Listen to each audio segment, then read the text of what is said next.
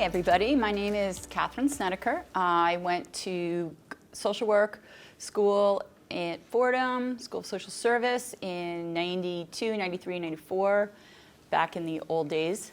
And we were Lincoln Center. And I'm here to talk to you today about a nonprofit that I started and the topic of female brain injury. PINK Concussions is the name of the nonprofit. I have no disclosures. I live in Norwalk. I give this talk around the world, so you guys know where Connecticut is, but a lot of the time people don't. These are my three boys, and I was a social worker. I graduated with an internship in the VA in Harlem, and then worked in child services and ended up working in adoption at Family and Children's Agency in Norwalk. Graduated, worked for 8 years, and was going to have twins and be back at work in 3 weeks, and didn't get back to work.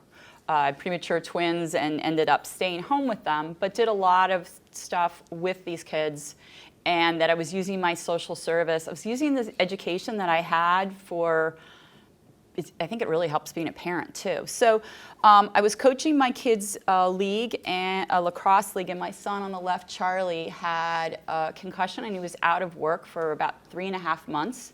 After school for about 3.5 months.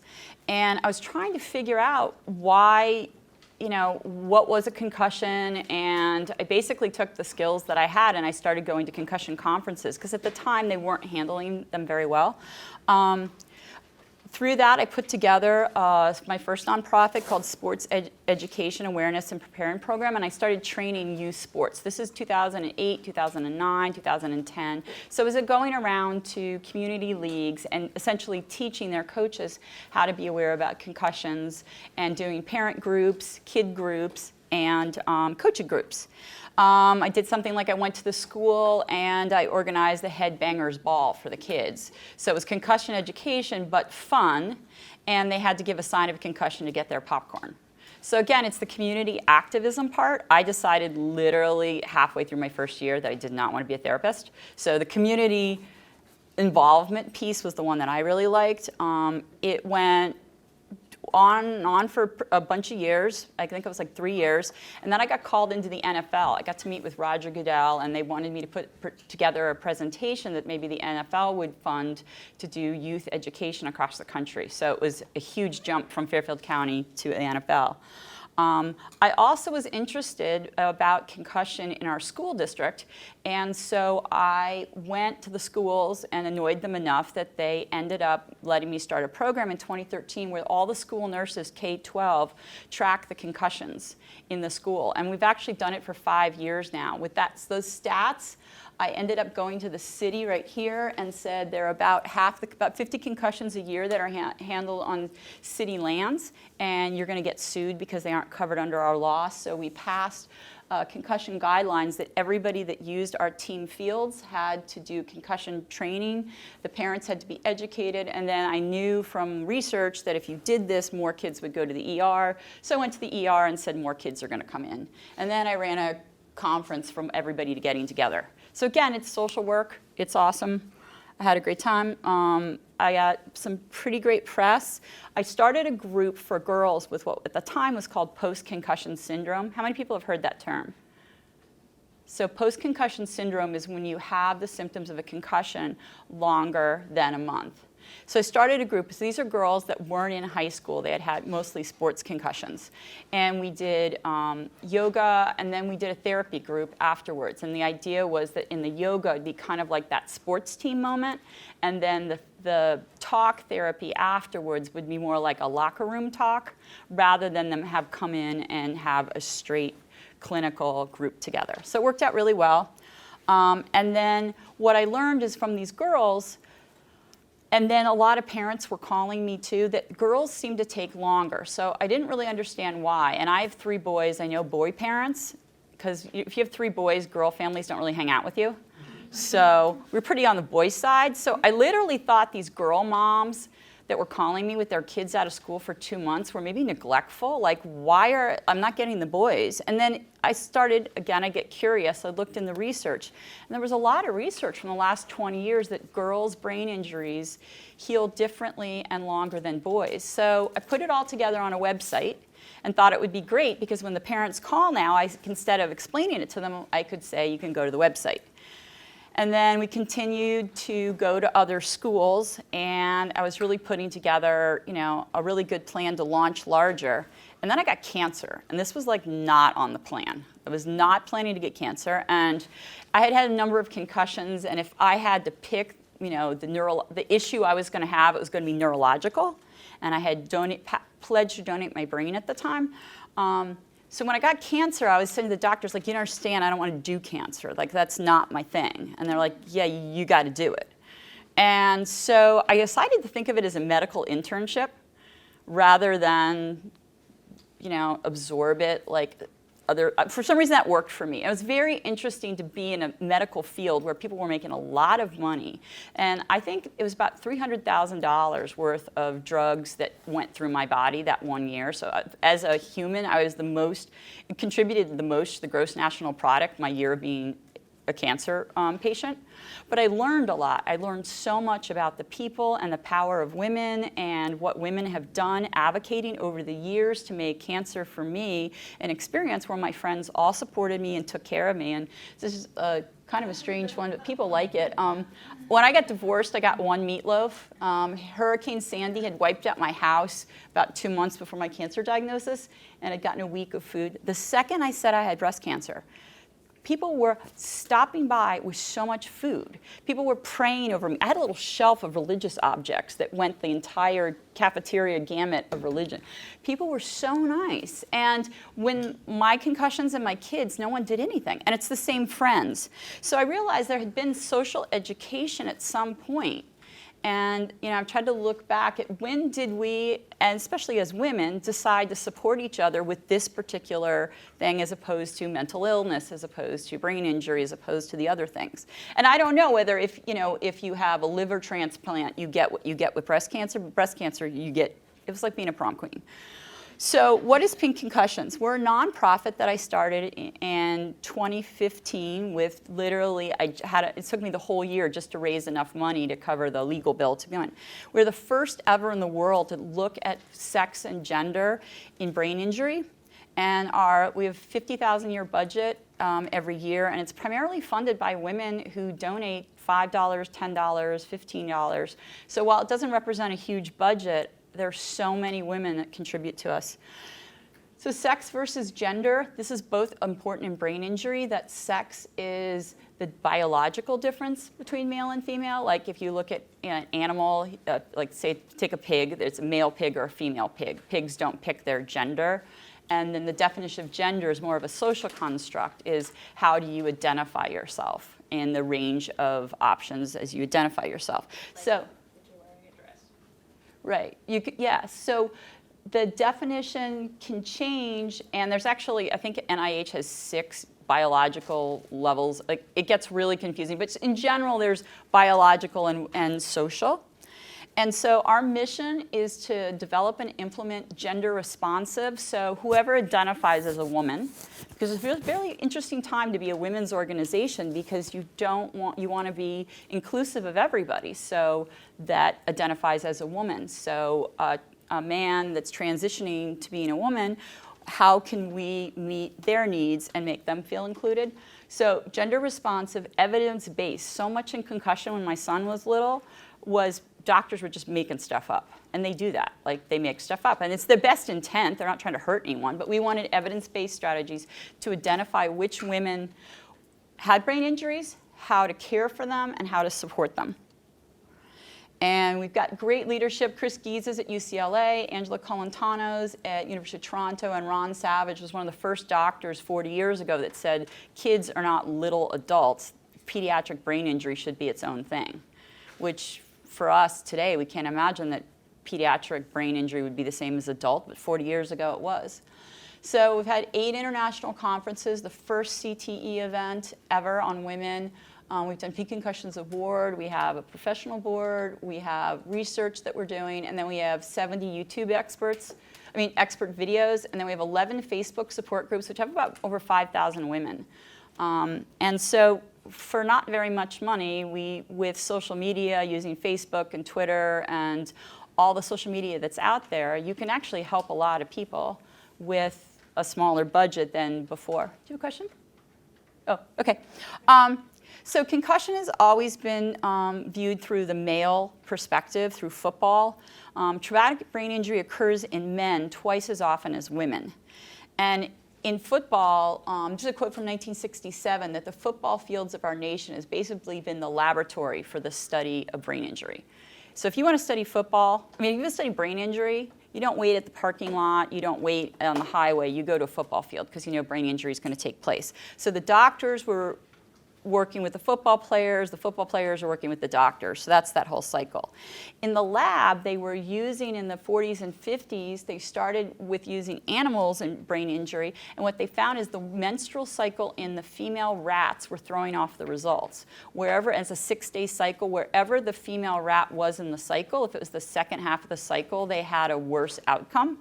So they threw out all the female rats, because that was like messy, and it made the results complicated. So it's just easier to work on male rodents and just apply whatever they learned to females.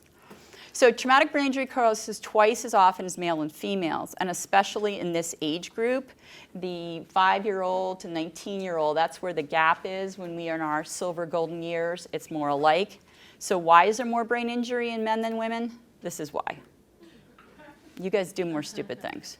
They take more risks. They drive faster, they have more access to firearms, and they have been drinking more. This is the first time that females are drinking as much as males. So it'll be interesting to see that, the mommy wine and me, wine and play date, wine, they've really been pushing especially young mothers to drink. So it'll be interesting to see if some of these statistics change. So across the female life cycle, there's injuries, shaken baby, which is called something else. What's shaken baby called now? It's called something else. It's called something else, but I'll say shaken baby since you guys don't know the term. So shaken baby, falls, abuse, learning to walk, riding a bike, first time leaving home with another caregiver, daycare, school, learning to drive, dating, texting and driving, maybe working workplace environment, working in bars. I have a lot of women in our group that are working in social service jobs with violent populations or mentally ill patients that can be physically abusive unintentionally. Pregnancy, childbearing years, maybe living alone for the first time, military service, or retirement, and then elderly and slips and falls. So there's all different types of injuries that happen to women. And then what happens when you have a brain injury as a child? How does that affect especially fertility and your endocrine cycle for the rest of your life? So I looked at sports because that's where we see the difference between men and women in another way, and I'll show you that. I looked at accidents from like the CDC, and the accident, motor vehicle accident world has always known that women are slower and have worse outcomes in automobile accidents. Domestic violence was a field that interests me, and I looked at their research. And then military service. There's so many women serving in the military, and by 2030 will be 20% of the military, up from 13 right now.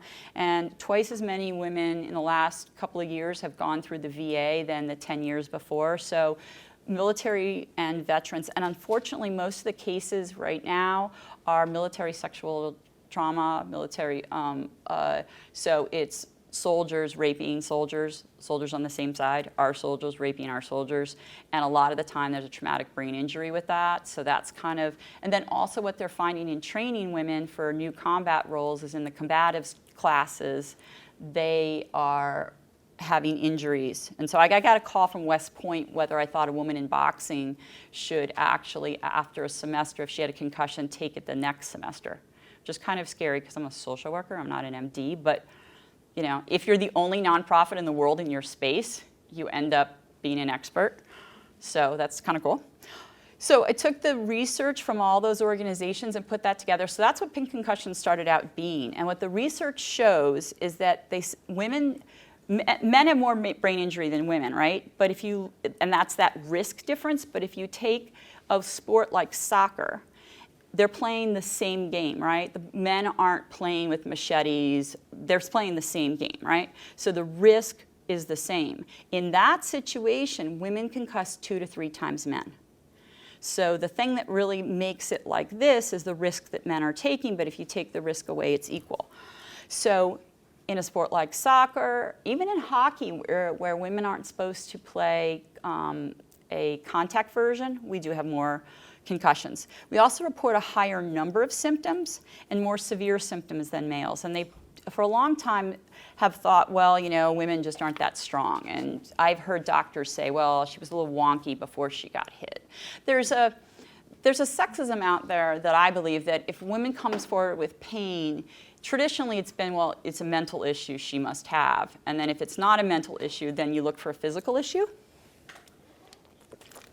As we get more women in medical care, and when I do medical conferences, it's a room full of women. So I think there's going to be a new wave of women doctors, women researchers, that some of these biases that may have just been rolled into what is true will be eradicated. They also have longer recovery periods than males.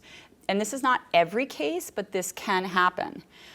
In 2012, the American Sports Medical Society put together basically the bullet points I was talking about above in a concussion in sport. This is 2012 they did this. But so we were in U.S. News and World Report, I think it was in 2016, with girls get more concussions than boys. And like every 3 to 6 months, somebody decides that's important, and it's like Groundhog Day. It just keeps coming out, which is sort of annoying. We don't get further than this, but youth parents cycle through, people cycle through. So it's important. You know, I'm never going to turn down a big news story, but I'd like to get past this. And so with the traumatic brain injury, more common in men than females. So there are more males in the world, and so the injured woman leaves the doctor's office. She's going to know more men than women who have concussions, and she's going to judge her experience probably by her husbands or her sons or her uncles, and they're going to be judging her by their view too. She may feel more symptoms and just more severely incapacitated by this than she's seen her son or her uncle, and she may have a longer recovery. So when you don't match your environment around you, and your recovery lasts longer than this 7 to 10 days, that's the number usually thrown out, that adds on top of brain injury, depression, isolation, self-doubt, anxiety, that it wasn't even from the concussion. Now this is secondary. You know, and how long do we think a broken leg takes to heal? You know, like it's a pretty concrete number. And yeah, in a case of mono, like usually, you know, that's like, people give you a couple months with mono, right? With concussion, we have this number 7 to 10 days, which is true if you're a 25-year-old male athlete playing for the NCAA with perfect medical care and a trainer.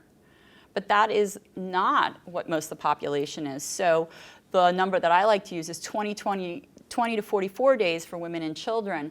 And if you are hurt in a game and you get a concussion, but you play through another 20 minutes, you keep your sustained heart rate, that will double your recovery time. So if you're playing volleyball and you get a concussion, there's no athletic trainer there, no one's going to pull you off, you play another 20 minutes, you're now looking at 44 to 88 days. And if you're a junior in high school or a freshman in college or some point, you know, in your academic career, or if this happens and you're missing work, these are 88 days profoundly changes how you are treated. So if your recovery spans more than a few weeks, you start to have families, schools, employers, and friends questioning if you're malingering, you know, if you're making this up. And that's a really hard thing. And I got to say, with cancer, nobody ever came up to me and said, "Are you sure you have cancer?" Like, maybe it's just a lump. Like, people, once I said I had cancer, even before my hair fell out, people were right there. And with brain injury, you know, you get jokes. People are like, you're faking it, you're dragging this out. It's amazing what people will say. And again, it's the invisible injury. And I think women are the invisible patients within that.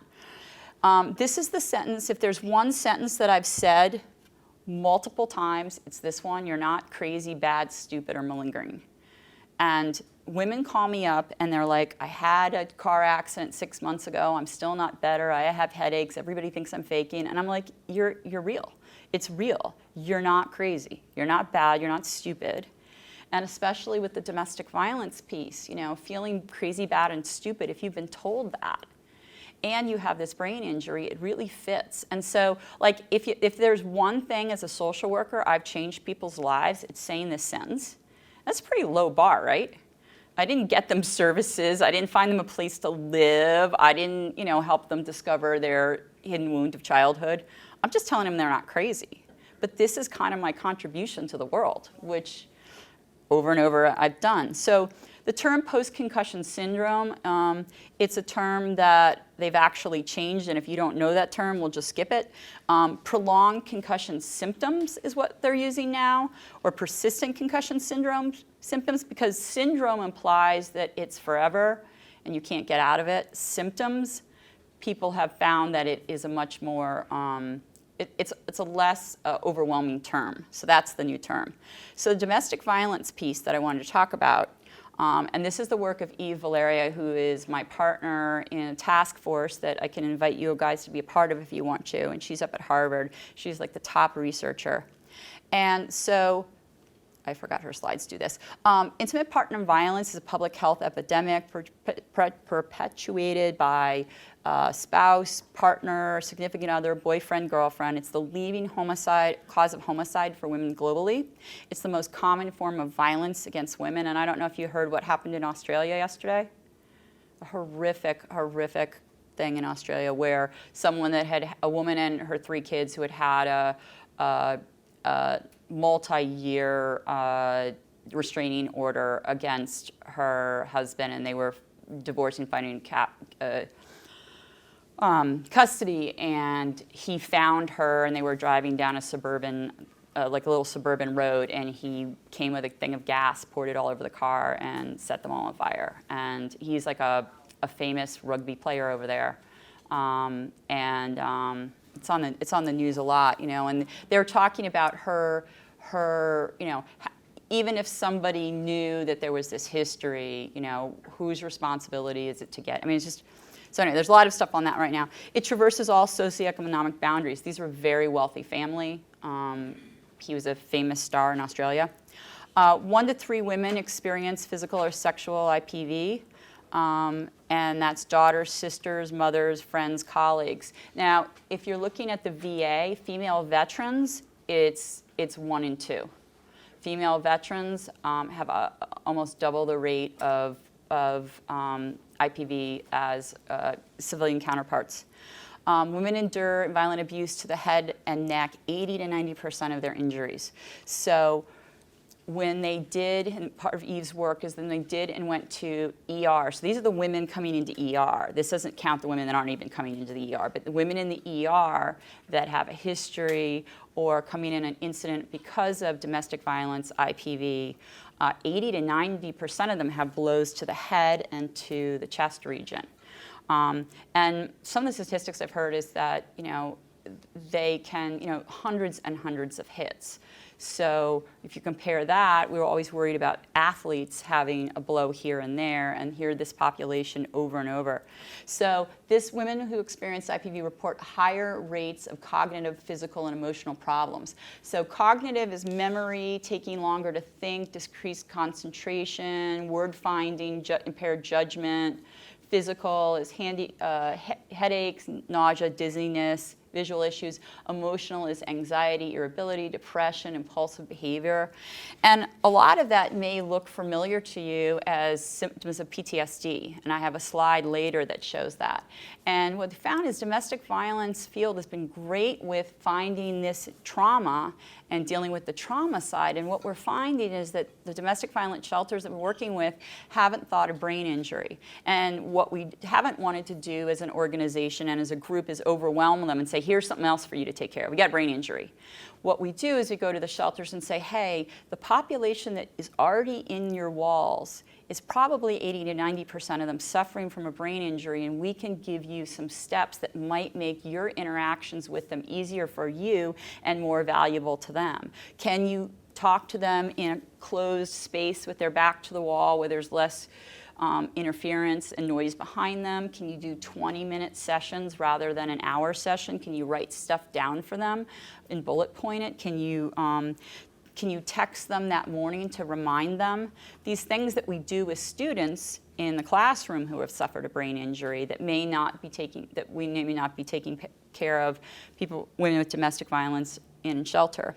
So IBP-related TBIs are detrimental to a woman's neurological, psychological, and cognitive health. A large percentage of these women are having repetitive, multiple brain injuries, which is poorer learning, memory, greater rates of depression, and reduced capacity to engage in, a systems perspective of their life. Like, how am I going to do this? How am I doing this? And maybe some of the reason why where women go back to a situation that doesn't seem logical to us is if she has a brain injury and he's essentially a caregiver or a provider, and maybe she has tried to go out and get employment in something that wasn't, she's trying to work in a grocery store. But there are people talking to her, there's all the noise, there's all the car. That's not a great place for a person with a brain injury to work. She feels she can't work and financially needs to go back. And it can be he going back to her. I don't want to be, Women rarely report they sustain a TBI. They're not going to come in and say, I sustained a TBI, or I sustained a brain injury. What Eve has found in her interviewing is that we were arguing and I found myself getting up on the floor. That's an example where somebody's passed out and loss of consciousness. Now, loss of consciousness happens in 1 out of every 10 cases of concussion, but it is if there is loss of consciousness, it's definitely a concussion. He punched me in the head. I fell backwards and hit the wall. I'm not sure how I got to the other room. Again, a loss of consciousness, and you can black out and still be moving around, or you can be blacked out and be on the ground. Then there can be no visual signs of injury. You also can have a brain injury from strangulation, and there's a lot of really great information. The strangulation people have an institute, they've done trainings. Strangulation has done really a great job. We're behind them in this. But when you are strangled, that is an anoxic brain injury. It's a cutting off of oxygen, so it causes damage. It's not considered a traumatic brain injury, trauma like a hit, but it's a brain injury. Victims rarely seek medical advice. So strangulation sometimes leaves no visible injuries. It's not going to leave marks on the neck. It can leave, there are signs where you can see broken capillaries in the eyes and swollen black eyes that look like someone's been hit in the eye, but it's not. It's part of the strangulation. Sometimes people will use the word choked. He put his hands on my neck. He put his arm against my throat, a lot of the time leaning someone up against a wall. He pinned me against the wall. So these are things that, when you hear them, trigger that is strangulation. Someone may be disoriented, confused, distractible, inconsistent, headaches, cooperative. Now, if you're an NFL football player and you fall on a field, there's something they do, Maddox questions, where they ask you, like, what field are we in, what quarter is it, who's our opponent, what score, because they know you won't remember basic information. Like, if you're an NFL football player, you should know who you're playing, right? You take a woman with a brain injury, and she might remember there was a cat in the room. There was a clock ticking. I don't know what room I was in. I don't remember what it was in. She's going to be missing pieces of the information, and she's not going to look like a reliable witness. So either to police, to legal people, to a judge, to first responder workers, she's going to wow, I think she's drunk, she doesn't remember. How could it be real if she can't remember what room she was in? And again, with trauma, there's understanding of this, but if you add trauma on top of brain injury, you really get a multiple thing. You're nodding in the back, do you agree? Yeah? You can jump in if you want. So the summary of Eve's research, IPV TBI recurs at a high rate, 80-90%.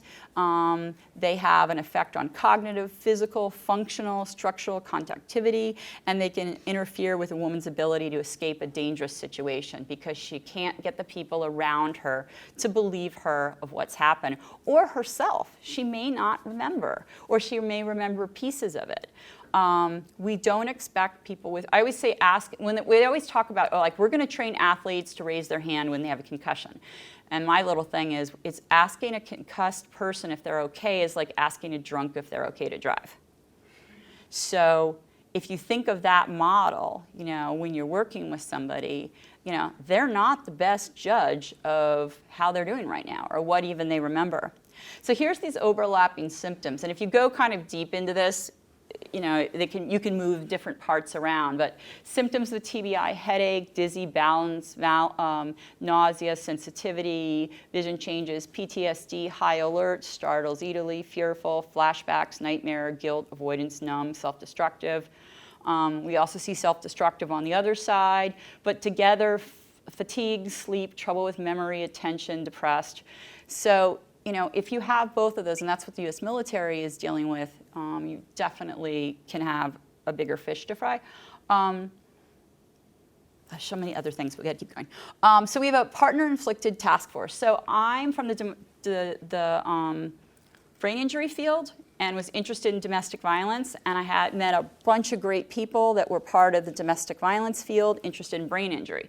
So we decided to put this task force together last year because we could, and it's free to do. Like, you can put together people and have a monthly call. It doesn't cost you anything. So we've been doing it a year now, and our mission was to improve the lives of those impacted by violence by bringing together the brain injury and domestic violence fields together in this safe space where you can say, well, I'm in domestic violence. I don't know anything about what you're talking about, but I'm interested, and we can do the same. Sometimes when you're a professional, you're kind of expected to know it all, and if you don't, you just don't go into that silo. So I wanted to mix these two people together. So this is the task force. That's Eve's work. Katherine's the head of the VA. There's Angela again. Rachel is in Ohio. Elena. So we have this great group, and I didn't update this one, but we have 140 people in this task force now, and we're across 9 countries. We just had a presentation from Australia. Next week, we're having one from Colombia. We're going to have one from Sweden. So we're getting people all around the world that are interested in this. And again, it was just kind of like an idea we put together. We put it out on Twitter and Facebook, and now I'm running a task force. So if you wanted to join it, you can go up on pinkconcussions.org. There's a section for the task force. It's the last Tuesday of every month. They're also recorded. So if strangulation interests you, Jackie Campbell, who's the top person, she said, John Hopkins, we did a call with her. You can go back and just listen to that call. And then we got really fancy the last 4 months, and we did video calls. So we get like video presentations. We're kind of excited by that. I could keep going another 2 hours, but I wanted to say, are there any questions, or does this make, yeah. I think first it's awareness. I mean, it's you're not crazy.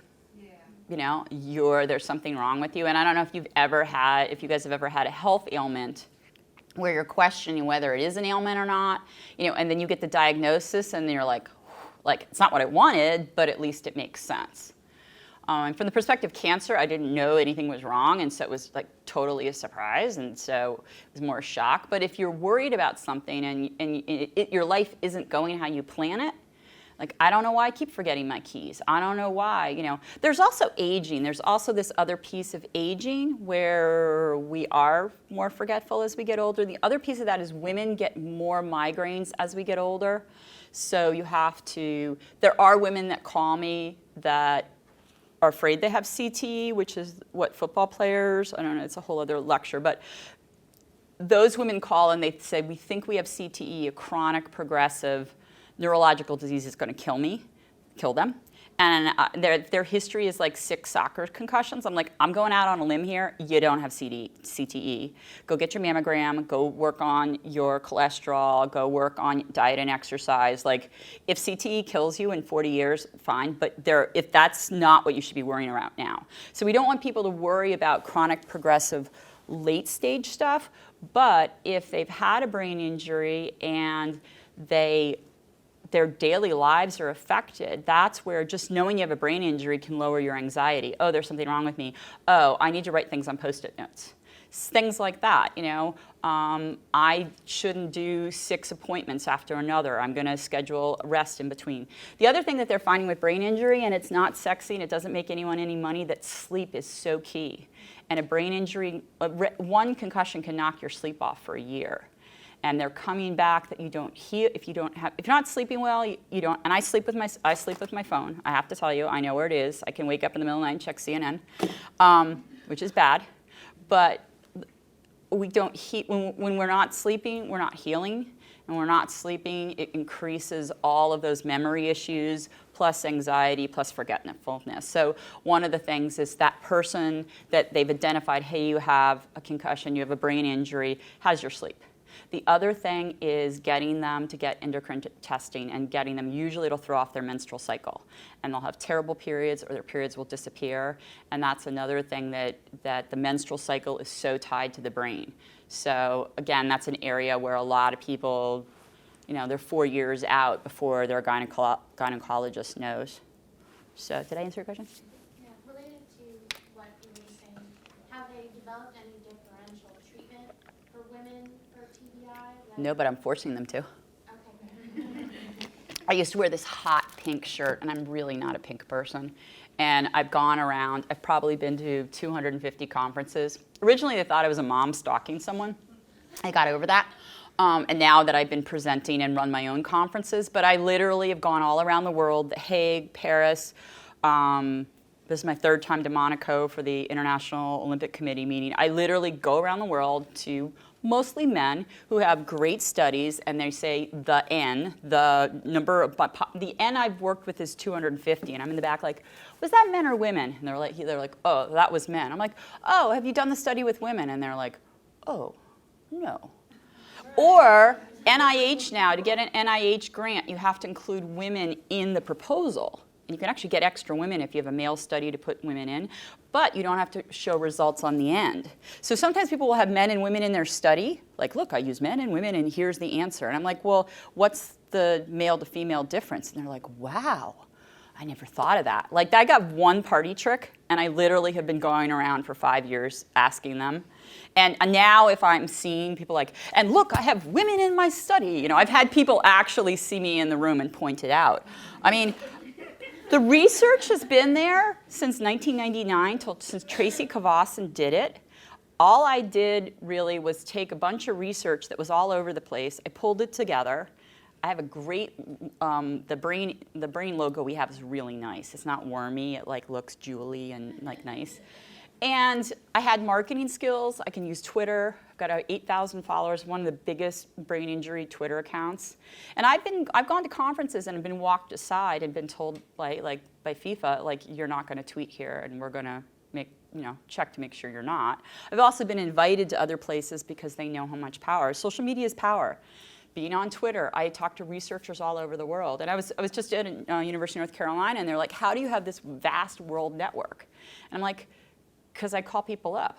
Like, you can tweet pretty much anybody, and then you can direct message them, and then you can get a copy of their paper. Every research paper out there has an email. You can email them. You can talk to them. I was just naive not to know that that was not really done, I guess, because I've never had anybody say, I'm not going to talk to you. You know, and then you write them and you ask them a question, and then you see them at a conference, and like all of a sudden you're buddies. Like, I don't know. I mean, I'm a social worker. I don't have a degree higher than that. We have a budget smaller than most, bands, high school bands around here. But, I have 79 people from 79 different countries follow me on Twitter. So there's a lot you can do to connect with other people around the world. And there's a lot outside of the United States where people are doing really cool things. So, yeah. Is the treatment the same for women? So far it is, but we're pushing. We're pushing really hard. And now this topic has gone from total left field to it's almost included in every conference. Sometimes there's a conference that somebody else is speaking on the topic, and that's usually what I speak on. And this is like a high-level MD, PhD person speaking on it. And my feelings were a little hurt. I was like, oh, I thought I was talking on that. But it's now mainstream enough that people that wouldn't have talked about it 3 years ago want to talk about it now. I'm pushing the NCAA to come up with, to test protocols for women. We don't want to create a situation where, well, you're a woman, so you have to spend 3 weeks longer before you return to your sport than a man. But we want to try different ways. If birth control is protective, is that something that we can call it something else? We can call it hormone replacement. But is hormone replacement, would that be something that our first responders, our military service women, and our female athletes, would that be something at some level that would be protective or allow a brain injury to be less than? So we don't know. I'm kind of annoyed with the NCAA, and I'm friends with Brian Haline, who's the chief medical officer of the NCAA, because I saw him once and we started talking, and he ended up giving NCAA gave me $20,000 to have that first conference.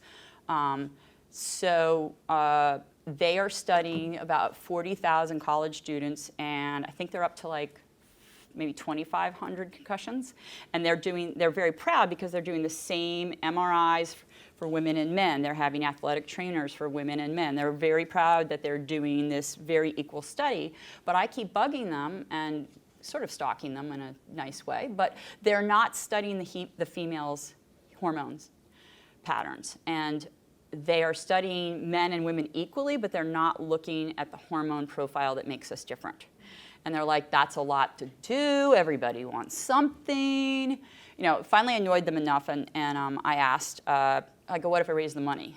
And they're like, okay. And I went to a number of different laboratories, and I got Abbott Labs who were willing to give me $150,000 of testing. So I went back to them and said, okay, I got that, which I think surprised them. But again, they're like, well, maybe level 2 will do that because we have so many things that we're studying. And if we're going back to, it's really about men and helmeted sports and football. You know, a woman's menstrual cycle is kind of low on the NFL's level of what they're interested in. So again, and then I'm sort of running out of time. There's so many other things I want to tell you. I'll come back. I gave the first presentation of the U.S. Army on female brain injury at Landstuhl, which is our biggest Army hospital outside of the U.S. Pretty much everybody who's injured goes through Landstuhl. And there were about 750 men in full combo. It was camo. And there were a couple of women in camo along the back, and they were the Army commanders. And basically I talked about this vulnerability that women have, but that the overall risk profile of a woman, she's less likely to get in a fight in the shower with her other women. She's less likely to get drunk and jump off the roof of the commissary. And you know, maybe there's a vulnerability, but there's also less risk-taking profile. And women that serve in the military have a vital role, especially in the Middle East, when you need a woman to check another woman going through a checkpoint, and the communications abilities. There's so many reasons that we need to have the women in the military that we do, and we don't want to limit their advancement. So what I just said is, you know, can you, if there's an event, a rollover, an explosion, something that there might have been an injury, could you just go up to that woman who's embedded in a mostly male platoon, can you go up and just check to make sure she's okay?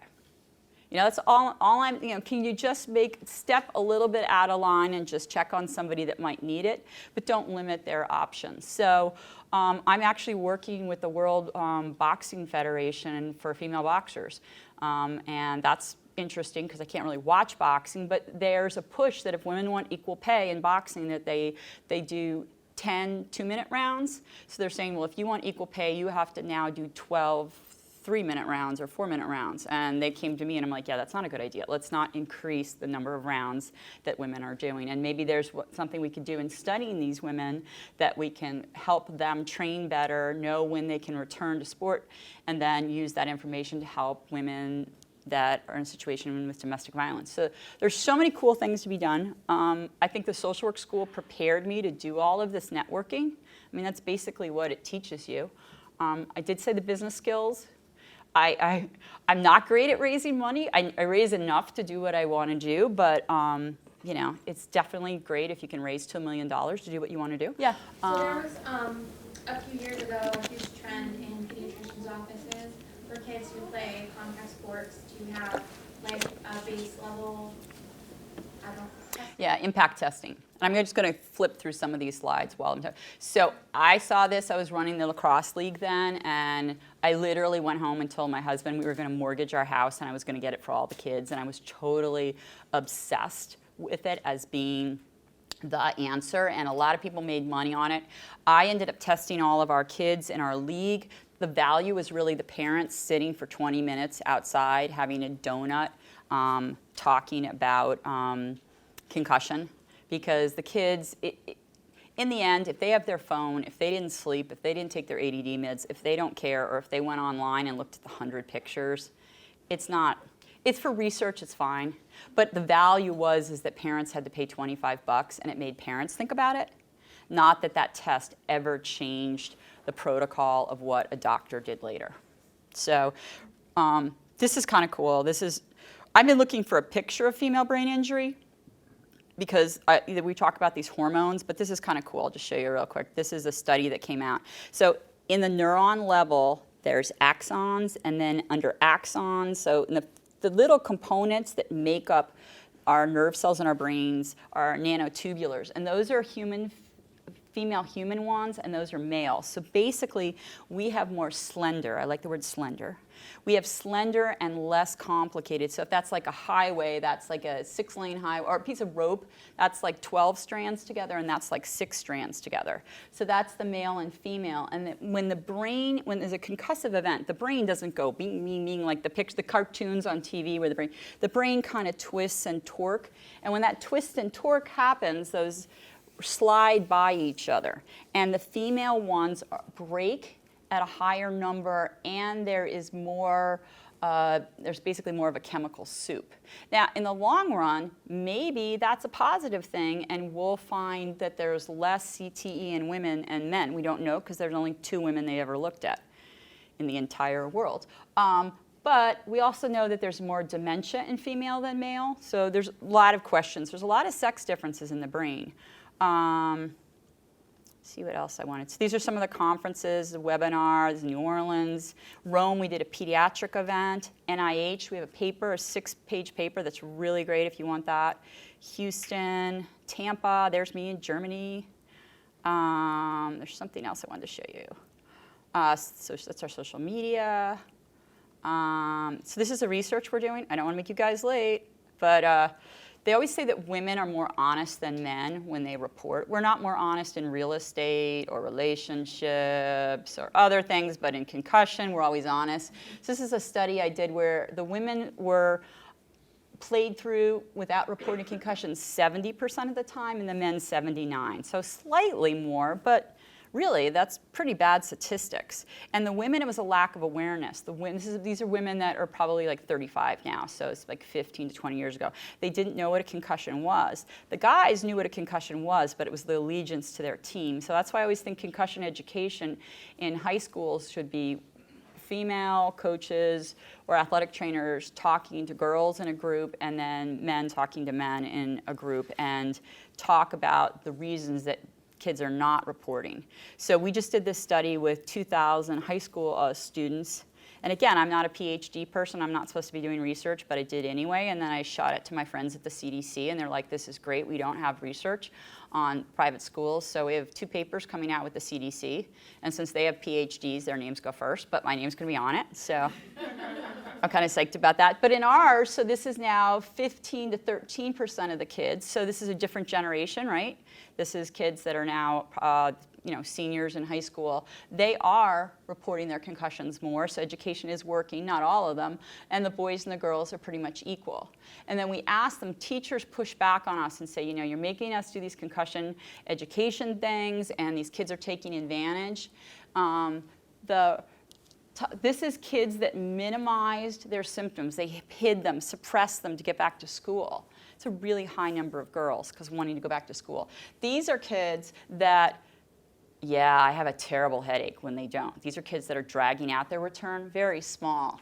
These are kids that are minimizing, pushing down their symptoms, hiding them to get back to sport, and those are magnifying it. So when teachers and administrators worry that these kids are taking advantage of the system, they're really not. And this is time to return to school. It's great. We want to get all kids back to school in 7 days. So that's a good number, but that 21 days out, 19% of the girls are still out of school. And we know they go back too early, so that's where we see that longer recovery. Return to sports, we don't want anyone back in 7 days. That we got to clean up a little bit. But again, these are girls. No teenager wants to stay at home with their parents. They really don't. They want to be back at school. And they used to take their phones away. They no longer do that because it made everyone crazy. So last thing is, why are women missing from brain banks? And there's a severe number. A lot of the brain banks I called, they had 3 or 4 women's brains. Brain banks say, women don't donate. It's too confusing to them. It's too icky. And so we started, and women didn't realize that. So when you sign up for your organ donor on your card, that is all organs but your brain. And your brain is a separate donation, and you actually pledge it to a specific brain bank. So we made it easier. We had the Pink Brain Pledge, and actually the organization we work with is Mount Sinai. So anyone that wants to sign up for this, you can actually go to Mount Sinai, get an MRI, get blood work, and they give you the results, and then you're part of this long-term study. And they need people with brain injury and people without brain injury. So that's pretty cool. And then in Canada, we work with Toronto, we work with the National PTSD, and then we just work in Scotland, from the UK and Northern Ireland, we work with a bank there. So that is the quick version of this. If you have any questions, if it interests you, if there's a project you want to do and I can help with, or anything that comes up with you guys, I would love to come back. Thank you. Thank you for staying so long.